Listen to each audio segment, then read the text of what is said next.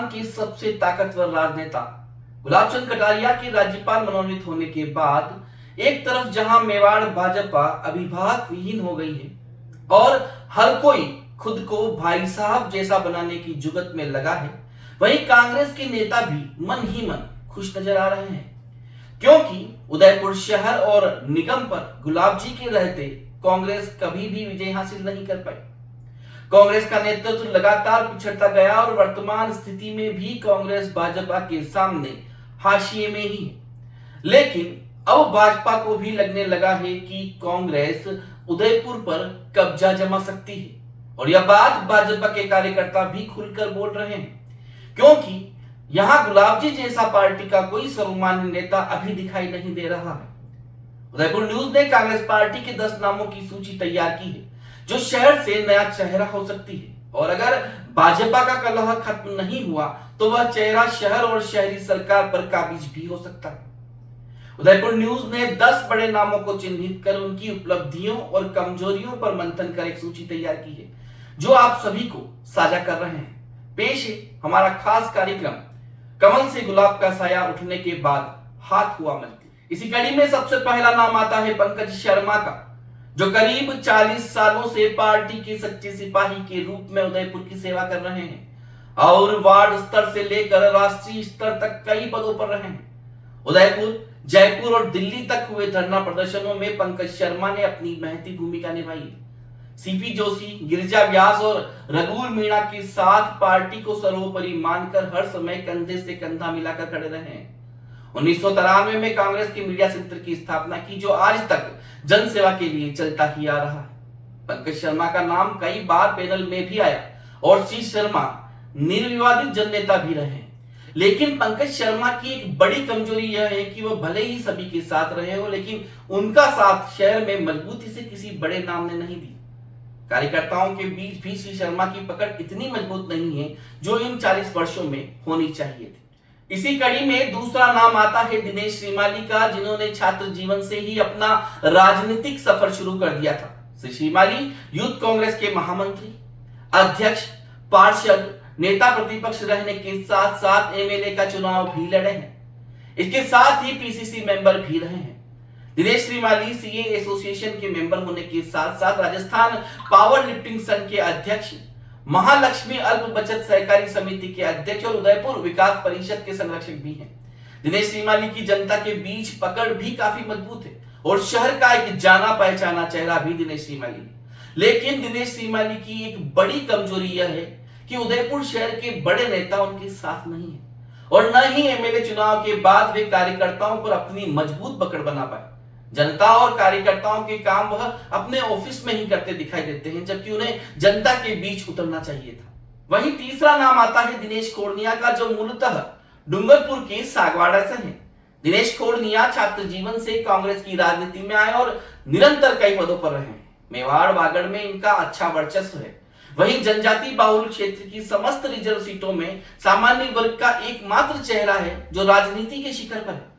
यह पहली बार हुआ है कि सामान्य वर्ग को एआईसीसी में मेंबर बनाया गया है।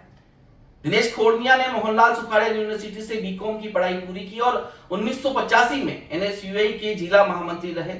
इसके बाद 1988 में एनएसयूआई के डूंगरपुर जिला अध्यक्ष, 1996 में यूथ कांग्रेस के जिला अध्यक्ष, 2008 से निरंतर पीसीसी के सदस्य, 2013 में राज्य महिला प्राधिकरण के अध्यक्ष, 2014 में भारतीय दशा हुमर दिगंबर जैन समाज के राष्ट्रीय अध्यक्ष, 2016 में डूंगरपुर जिले के कांग्रेस अध्यक्ष रहने के साथ ही राजस्थान के मुख्यमंत्री अशोक गहलोत के सबसे करीबी हैं। खोड़निया का नाम भले ही बड़ा है, लेकिन उनकी भी एक कमजोरी है कि वह उदयपुर शहर से नहीं है, साथ ही क्षेत्रीय कार्यकर्ताओं में उनकी पकड़ उतनी मजबूत नहीं है। इसी कड़ी में चौथा नाम आता है गोपाल कृष्ण शर्मा का, जिन्हें पूरा उदयपुर गोपजी के नाम से जानता है।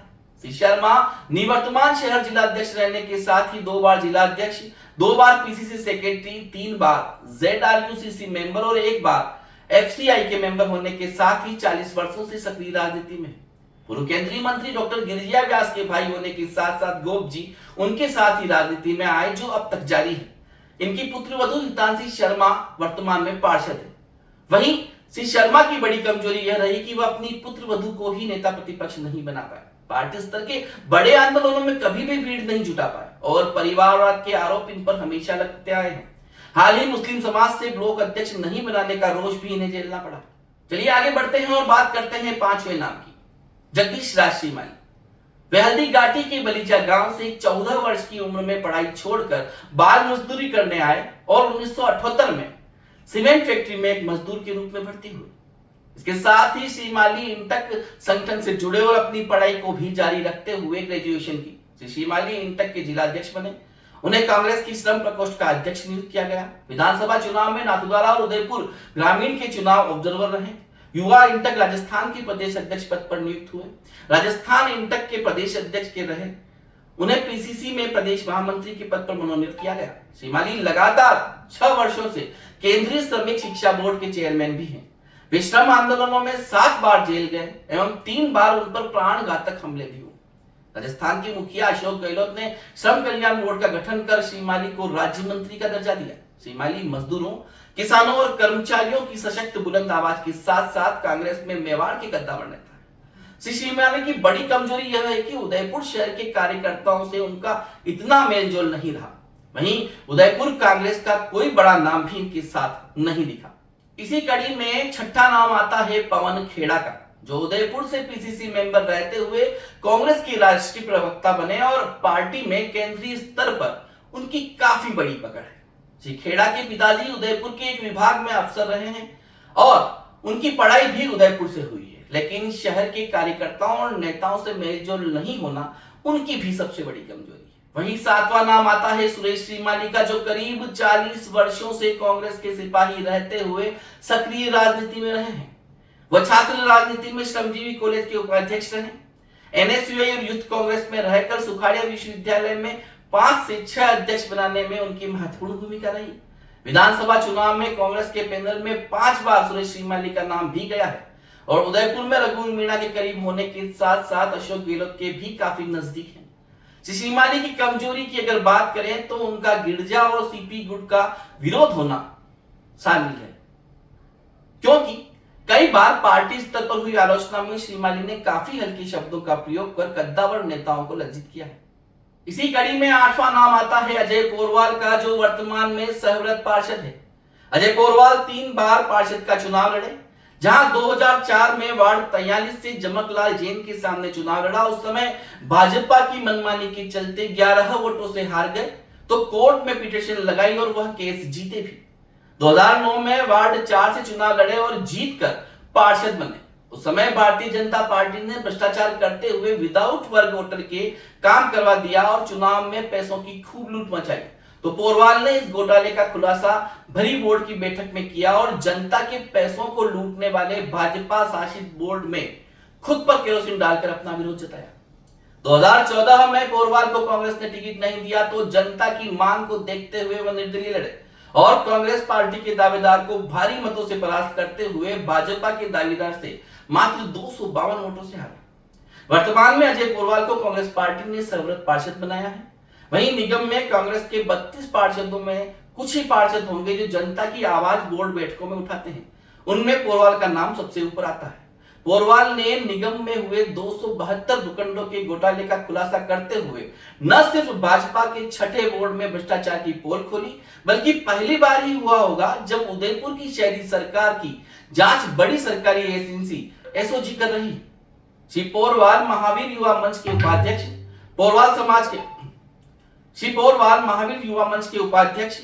समाज के परामर्शक, बड़ा बाजार व्यापार संघ के अध्यक्ष, चैंबर ऑफ कॉमर्स में मंत्री, होलसेल क्लॉथ मर्चेंट एसोसिएशन के अध्यक्ष, प्रतिबद्ध संस्थान के संरक्षक, लक्ष्मण सिंह व्यायाम शाला दंगल के कोषाध्यक्ष और केबल ऑपरेटर संघ के संरक्षक भी हैं।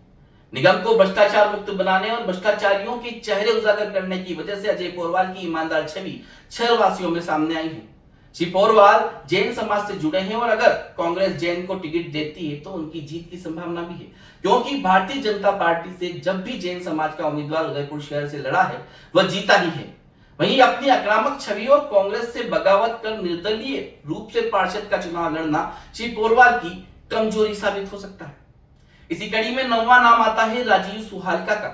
श्री सुहालका एनएसयूआई यूथ कांग्रेस के अध्यक्ष रहे हैं, देहात कांग्रेस के उपाध्यक्ष रहे हैं, शहर कांग्रेस में लंबे समय से मंत्री के पद पर काबिज हैं और स्वालकर की छवि निर्विवादित रही है। पार्टी में ओबीसी कोटे से बड़ा नाम राजीव स्वालकर का आता है। वहीं लंबे समय से पार्टी के कार्यक्रमों में सक्रिय भूमिका नहीं निभाना और कार्यकर्ताओं के बीच बड़ी पकड़ नहीं कर पाना स्वालकर की कमजोरी रही है। वहीं इसी कड़ी में 10वां और अंतिम नाम आता है वीरेंद्र वैष्णव का। श्री वैष्णव कांग्रेस सेवा दल के अध्यक्ष रहे हैं, प्रदेश कांग्रेस कमेटी और रेलवे बोर्ड कमेटी के मेंबर रहे हैं। वर्तमान में आमेर से पीसीसी सदस्य हैं। कांग्रेस में एक गुट स्वयं वीरेंद्र वैष्णव चलाते हैं और विधानसभा अध्यक्ष सीपी जोशी के काफी करीबी भी हैं। पार्टी ओबीसी को टिकट देती है तो वीरेंद्र वैष्णव भी एक बड़ा और मजबूत नाम है। वहीं कार्यकर्ताओं में मजबूत पकड़ नहीं बनाना, विधानसभा चुनाव में उदयपुर छोड़कर नाथद्वारा में काम करना उनकी सबसे बड़ी कमजोरी साबित हुई। कुल मिलाकर यह 10 नाम ऐसे हैं जिन पर पार्टी दांव खेल सकती है और जो कहीं ना कहीं शहर में सालों से मजबूत भाजपा को टक्कर भी दे सकते हैं। इनके अलावा कोई नाम अगर आता है तो वह इतना मजबूत नहीं होगा जो शहर की कमान संभाल सके। आपको हमारा यह कार्यक्रम कैसा लगा, प्रतिक्रिया जरूर दें। नमस्कार।